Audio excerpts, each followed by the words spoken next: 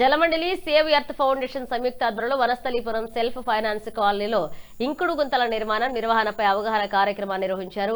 జలమండలి అధికారులు save earth foundation ప్రతినిధులు కలిసి ఇంకుడు గుంతలను ప్రారంభించి ప్రతి ఇంట్లో ఇంకుడు గుంత ఏర్పాటు చేయాలన్నారు. భూగర్భ జలాలు పెంపునకు ఇవి కీలకమన్నారు. సాంకేతిక సలహాల కోసం జలమండలి ప్రత్యేక అధికారి డాక్టర్ జాల సత్యనారాయణ 9989985102 సేవ్ ఎర్త్ ఫౌండేషన్ 9493830225 లేదా జలమండలి కస్టమర్ కేర్ నెంబర్ 155313 ను సంప్రదించి ఉచిత సేవలు పొందవచ్చని తెలిపారు.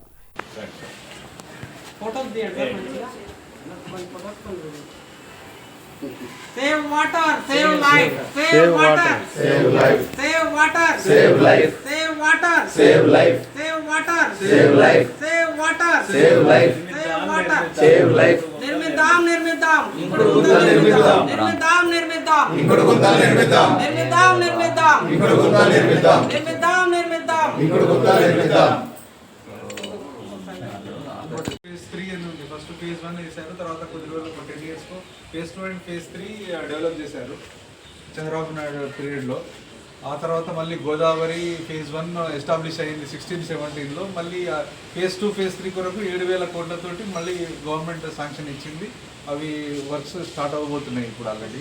అది రావడానికి ఇంకో 2 years పడుతుంది. మనకు మంజీరా సింగూరు నుంచి కూడా వాటర్ వస్తుంది. హిమాయత్ సాగర్ గండిపేట నుంచి మన లోకల్ ట్విన్ రిజర్వాయర్స్ ఉన్నాయి. ఈ మెహదీపట్నం ఏరియా అక్కడక్కడ లోకలైజ్డ్గా కొంతవరకు మనకు ఉపశమనం పొందుతాం ఆ రిజర్వాయర్స్తో. అయితే మనకి ఇప్పుడు ఈ ప్రతి ఇంటికి కంపల్సరీ జల సంరక్షణ కావాలి కాబట్టి హార్వెస్టింగ్ పిట్లు ఇంకుడు గుంతల్ని ప్రతి మీ కాలనీ వెల్ఫేర్ అసోసియేషన్ నుంచే చేయించాలి. ఇది ఎవరో ఆఫీసర్ వచ్చి చెప్పి లేదంటే ఫైన్ వేస్తామని చెప్పేసో లేదంటే ఇంకేదో భయపెట్టించో అయ్యేది కాదు. ఇది కంపల్సరీ ఆర్డబ్ల్యూఎస్ నుంచే రావాలి. రెసిడెన్షియల్ వెల్ఫేర్ అసోసియేషన్స్ ఏమైతే ఉన్నాయో వాళ్ళు కంకణం కట్టుకొని ప్రతి ఇంటింటికి చైతన్యం చేసి కంపల్సరీ చేయాలి. అది కాలనీ వాళ్ళ పనే. అది మనకు ఏమన్నాడంటే మా ఎండి గారు ఈసారి కృష్ణా నుంచి phase 1 phase 2 phase 3 ఉన్నాయి కదా, phase 4 ఇంకా ఉండదు.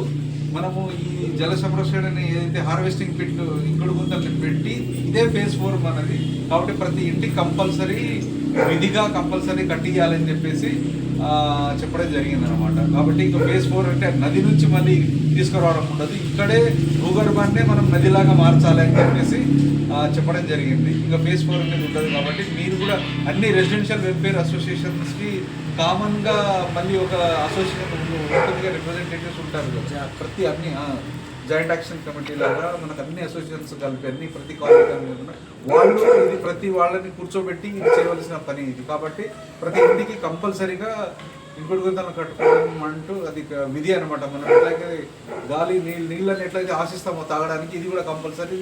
సపోజ్ లేని వాళ్ళు అసలు యాక్చువల్లీ ఇల్లు కట్టే టైంలోనే మనం అది ఉండాలి. బట్ లేకున్నా సరే ఇప్పుడైనా కనీసం మనము పబ్లిక్ని చైతన్యపరచడం అంటూ నా మనవి. Thank you.